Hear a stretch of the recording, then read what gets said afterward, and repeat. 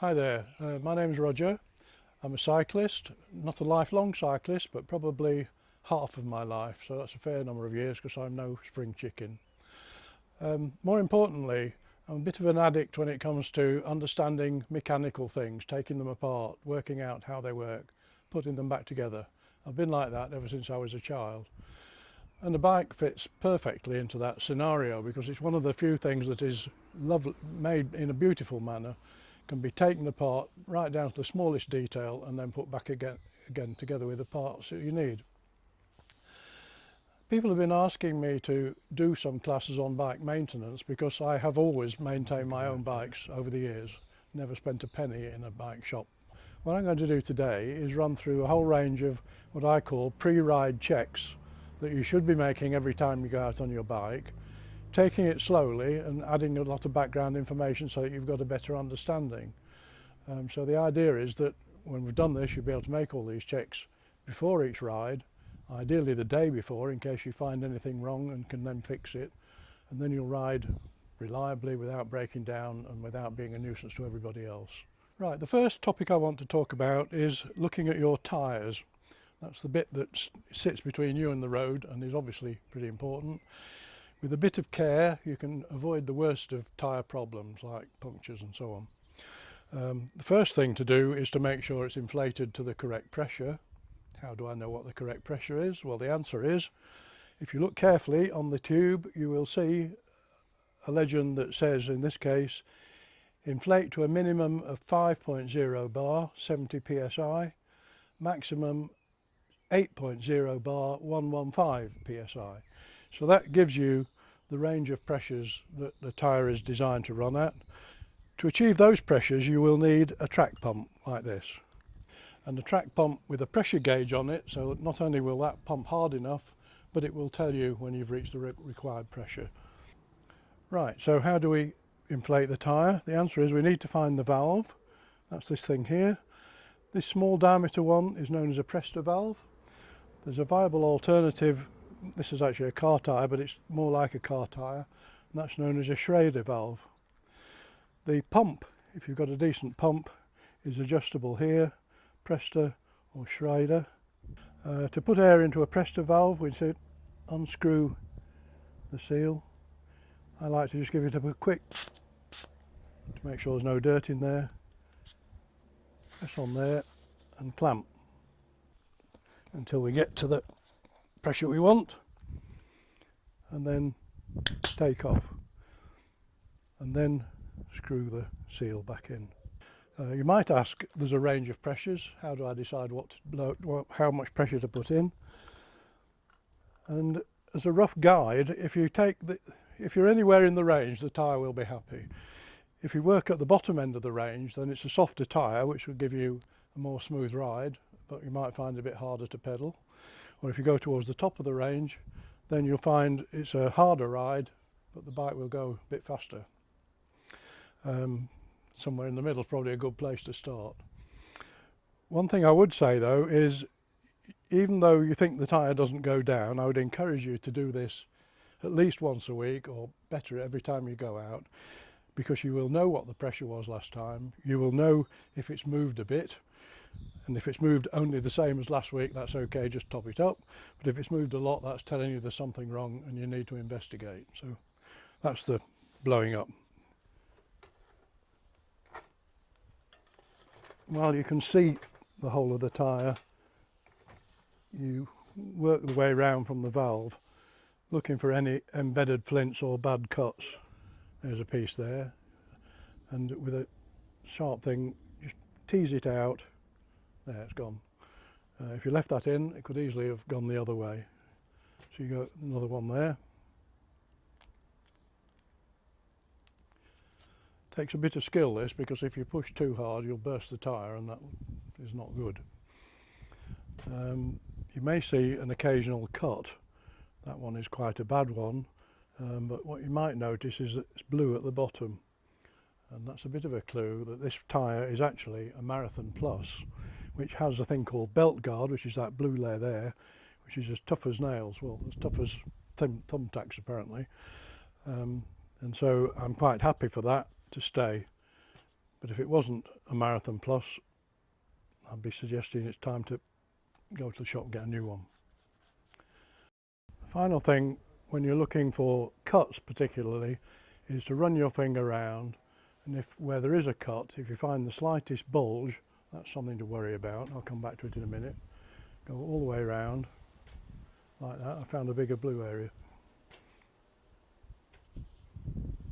That's okay. And then do the same thing working from the valve, which I've lost for a minute, and check the walls, that there are no bulges in the walls as you go all the way around.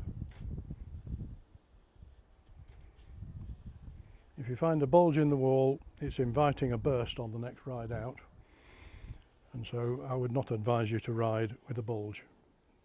New tyre. Okay, all the things that we've done so far you would normally do with the wheel in the bike, and it wouldn't take anything like as long as it's just taken us.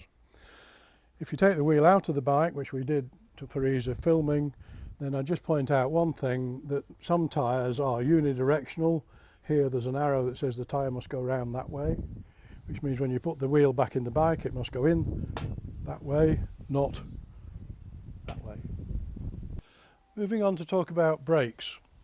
Roughly you'll find there are two very significant different types of brakes on the bikes we ride these days.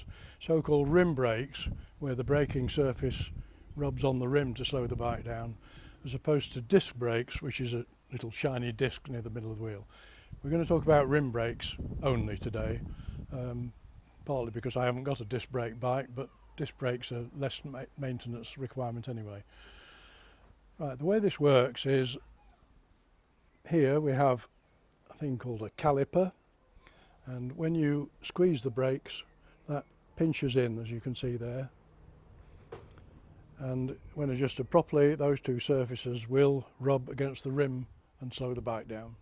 When you were looking at the caliper a minute ago, you probably noticed there were some grooves in the black bits. The black bits are called brake blocks, by the way. I've got a set of replacement ones here, not exactly the same, but they're the same in principle. These are the grooves, and these are very equivalent to the tread on your car tyre. They're there so that as it squeezes against the rim, it will give the water, if it's wet, somewhere to go and get the rim dry so you can get proper braking. And just as you wouldn't drive a car with ball tyres, you wouldn't, would you? You shouldn't ride a bike where these grooves have been worn away. Okay, so these brake blocks are fastened to the caliper with a screw here. If I undo the screw, that allows some adjustment, and I'll do that now. And with that undone, the caliper can move up and down like that, so that it can line up with the rim properly. But not only that, it can tilt in various angles to more, if I undo it more, like that. So you can get perpendicular to the rim. Just put the wheel back in then.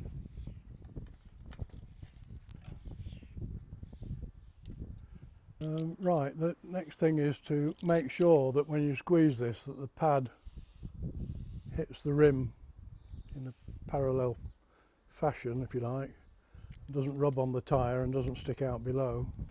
Undo that, and I want to get the pad aligned with the rim, and one way to do that is to put the brake on, fiddle the block into position, then just start to tighten it up and then put the final tweak on.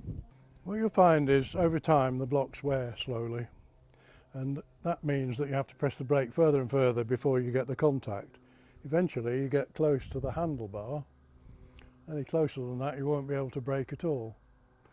So the way around that is to adjust the cable, and on this bike there's a fine adjustment there where you can screw that and gradually take up. There, that's about right. Alternatively, if you've got the time and you're running out of adjustment here, then what you can do is, so if I want to adjust the cable, what I need to do is take the tension out of the cable by squeezing the caliper together like that. Then I can undo the cable and pull it down to take up the slack. and tighten it up. So the ideal situation is that when properly adjusted, this block and that block will each hit the rim at the same time. At the moment, if I go in slowly, this one's touching now and that one has not started. And if I go on even further, you'll see it pushes the wheel, just cap it there, the wheel over. What I now want to do is to centralise that, and on this type of brake it's held by a screw at the back here. If I slacken that off, then this will rotate freely. Then what I can do is centre it by squeeze like that and then tighten up. That's it. So now we're properly adjusted up. The wheel should run freely without catching. I think that probably goes without saying. There's minimum movement here, so before you stop. But having got it adjusted like that, then you realise that the caliper is now narrower than the tyre. So if you want to take the wheel out, you either let the tyre down, which is not a good idea, or there is a quick release mechanism on most bikes, and this one is here. Which I press that, it will then allow the caliper to widen so that the wheel can then drop out. Don't remember to move it back because now there's no braking. Next step is just to check that the rim is running true. That's quite easily done. If we spin it freely, then if you put your eye on the gap between the brake block and the rim, it shouldn't be going like this. About 1 millimetre of run out is the absolute maximum, and that happens because of uneven tensions in the spokes. If you get much more than that, then the brakes will catch and that will slow you down. If you happen to be out and lucky to have a spoke brake, you will find the wheel will be so out of true it will lock against the brakes. But the wheels are sufficiently strong that if that happens, you can release the brakes completely and you can safely ride home with one broken spoke, but no further than home. The other check is to stand behind the wheel and try moving it that way, and there should be no movement at all. Checking for movement in the bearing, and there's no movement there. If you get movement that way, then you need to get somebody to adjust the wheel bearings for you to tighten it up. If it's significant, you need to get the wheel fixed, and if it's gritty, you need a new wheel. Okay, on my other bike we talked about a caliper brake. An alternative is on this bike. This one's called a V brake, V because it pulls vertically. And a third alternative, which I haven't got an example of, is a cantilever brake. The cantilever brake and the V brake both have mechanisms which hinge around here. There's a thing in there, and in this one, if I can release the mechanism to allow me, if I wanted to take the wheel out, and then you can see that moves, as does that. And that apart, the mechanism has the same effect, that it squeezes the block against the rim to slow it down. On the other one, I centralised it by a bolt in the back. Because these two are independent, they work independently, and each of these has a spring in, that one and that one, and there's a screw here where you can adjust the tension on that spring. So if this one doesn't centre, you can either tighten up the side that's got the bigger space, is it that way around? No, that's got the least space, to even it up, or loosen off the other one. So, but everything you do is exactly the same, just looks different. Okay, next subject is to talk about the chain. Innocent looking thing, but without it you'll be going nowhere. The worst enemy of a chain is rust, so if you get the chain wet, you're asking for trouble. I'll talk about how to fix that. The next one is dirt, and this one is quite dirty. I'll show you quite an easy way to get the dirt off if it's not too bad. Right, I'll introduce you to GT85, which is the Bike Mechanics WD-40, but with PTFE, which means it's got a lubricant in it.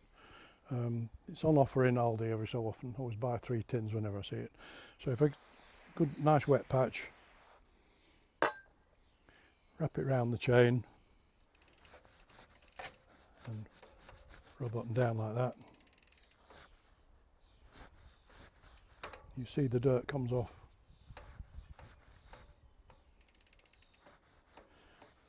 Go all the way around where you'll find it suddenly gets much easier to do because you're back where you started. Right, so we've been talking about spraying the chain like this. What I should have mentioned, of course, is be careful when you do that, because if you do it from back here, you will put a good coat of lubricant on the rim, which means the brakes won't work. If you do that, then clean cloth with methylated spirits on it, or and petrol if you've got it, can clean it off like that. And while talking about that, you know when you've been out riding in the rain and you come back and the brake blocks have put black all over, you need to get that off as well, because it is a very good, what do you call it? Abrasive? Abrasive, that's the word, to help wear your rims out. I'm not going to say too much about rim wear, but you do need to be aware that although brake blocks wear, they do actually wear into the rim, and rims can get thin and, if you're unlucky, burst. Some rims, not these, have a groove built into them round the circumference that is a very carefully calculated depth, so that as you wear away the rim, the groove gets shallower and shallower, and then when the groove has gone, it means that rim is so thin the manufacturer is saying replace it. So we've talked about getting rid of dirt, because that will help wear the chain, or make the chain wear. I mentioned earlier that rust is an even bigger enemy. And the point on that is, if you've been out riding in the rain, the chain will have water in it. And the best time to get rid of that is before you put the bike away at the end of the ride. And you can do it by the same way. Squirt on here, WD-40, water dispersant. Get rid of the water like that, and then you can be sure next time you get the bike out you won't have a red chain, because I have to warn you, if you've got a red chain, then 2 or 3 rides and you'll be in for a new chain at that point. So we just want to look at a bit more detail about how a chain is put together and how it works. I've got 3 pieces of chain here.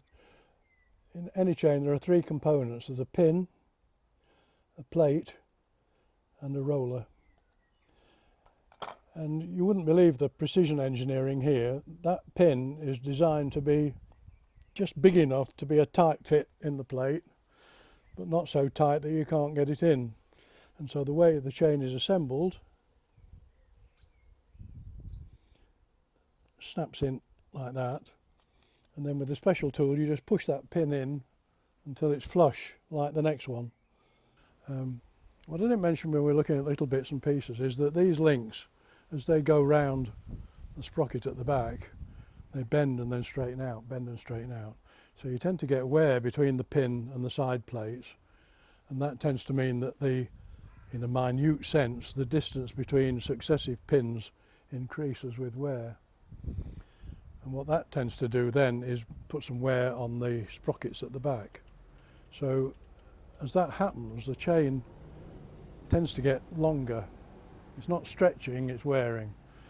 And what we're talking about is, on a chain that's done a fair mileage, you will be 1 link extra, about ½ an inch. So you can buy a gadget, and I've got one here, called a go, no-go tool, designed specifically to measure how much wear there is in the chain. And you see it's marked with 0.75 on one side and 1 on the other. So the idea is that I try and fit this in the chain. If the 0.75 will fall in, which it will just, that means that chain is 0.75% longer than when it was new. So as the chain gets longer, it wears the sprockets around here because the links are longer. And if you keep going, eventually what will happen is either the chain might break because you've worn it out, or more likely you get hooks on these things here and it starts skidding, so you'll be pedalling and the wheel won't be going round. If you go that far, then the only way is to change the chain and the sprockets at the same time. Alternatively, This is 0.75. Ideally at 0.5, the probability is if you put a new chain on, you'll get away with it on the sprockets. At 0.75, I'd be quite tempted to put a new chain on and see how it goes. If it skids at all, then you're into sprockets. The reason for wanting to do the chain is they're about, well, it depends on how many speeds you got, 10, 15 pounds. Sprockets are more like 30 to 40 pounds, so you want to make those last as long as possible. Okay, we're moving on to talk about gears now. I'm sure you're all familiar with the changes on the front end, probably less familiar with the gubbins at this end. Most modern bikes have so-called index gears, and what that means is one click at the front changes one gear at the back, if you're lucky.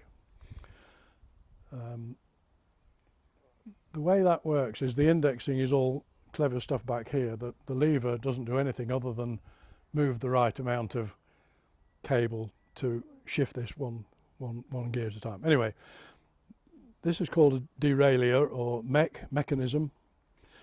It has two functions. The first one is this arm here, which is a spring-loaded arm, and the chain goes round it in a loop. And the sole purpose of that is to maintain a fairly consistent tension on the chain. And the reason you need that is obviously because you're using different gears, the sprockets at the back and front are all different sizes. In the worst case, the chain has to go around a big sprocket here and a big one there. And if it can't, then you will break something.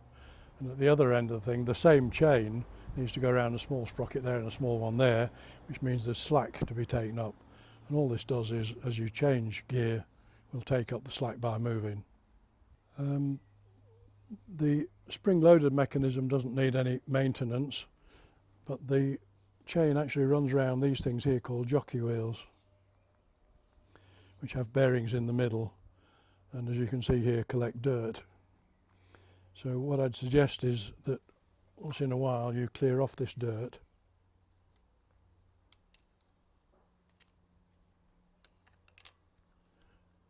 This is pretty bad actually, I'm a bit embarrassed by this.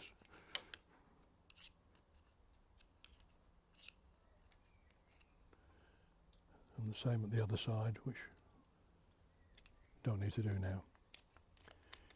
Get that nice and clear, and then give a little squirt of lubricant on the bearing there like that. And then same on the top one. If you want to, you can undo that pin and take the jockey wheel out, same with that one there, but you don't need to. So that is the tensioning. In terms of actually changing gear, as I said, the index mechanism, the logic, I suppose, is in the lever. It moves just enough cable at the back end to shift this one gear in or out. And the way this is working, there's a parallelogram here that moves in and out on the cable and forces the chain up or down the set of sprockets here. It's a bit high science really, because you know when your chain comes off and you don't want it to, this mechanism is exactly forcing the chain off but catching it on the next gear. There's two adjustments really. One is there are stops, and the screws are here and here, which control how far this way the mechanism can come. That's one of the stops, and the other one controls how far it can go the other way to make sure you don't change into a gear that's smaller than you've got or bigger than you've got, because if you come off then it'll jam and you'll need help to get it back on. Within that, if the cable is adjusted correctly, then one click, one gear, one click, one gear. If it doesn't do that, then it tends, if you want to go back to first principles, what you can do is set it in the highest gear. Sorry, just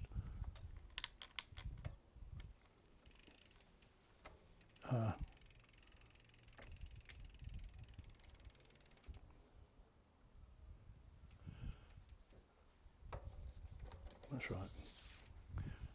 If you need to reset it, you put it in the highest gear where there is no tension on the cable. And then my trial and error, if you go here, click one there, if it doesn't go up, then you need to start adjusting the cable here.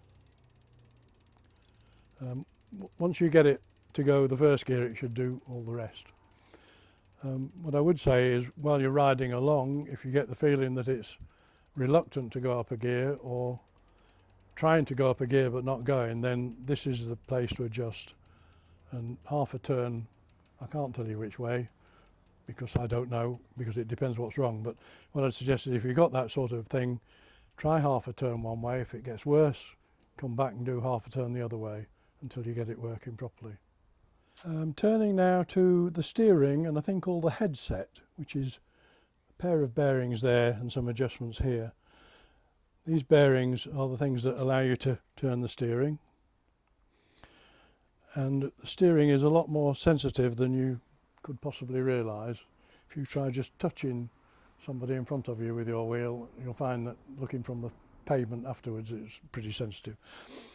So the important thing is that there must be no stiffness here, so if you lift the bike it should turn freely with absolutely no resistance. And sometimes you get a notchiness where it's worn and wants to go straight on. That's awful. And then the other side of that coin is if you put the front brake on and try and rock the bike, you should get no movement in this section here. This is a bit of a fancy thing. It's a sprung loaded connection, but that is okay to move. Down there is not okay to move. And if you go like that, you'll feel it go tick, tick, tick, tick. And if so, it needs adjusting, which is a bit of a specialised thing involving those two nuts and that one. But if you don't know what you're doing, you'll make it worse. On this bike, if that happens, then it's a case of undoing this lock nut, tightening that one down and then relocking that one, which is a bit different from the other bike. But on this type of bike, it's called a quill stem. The other one's called a headset.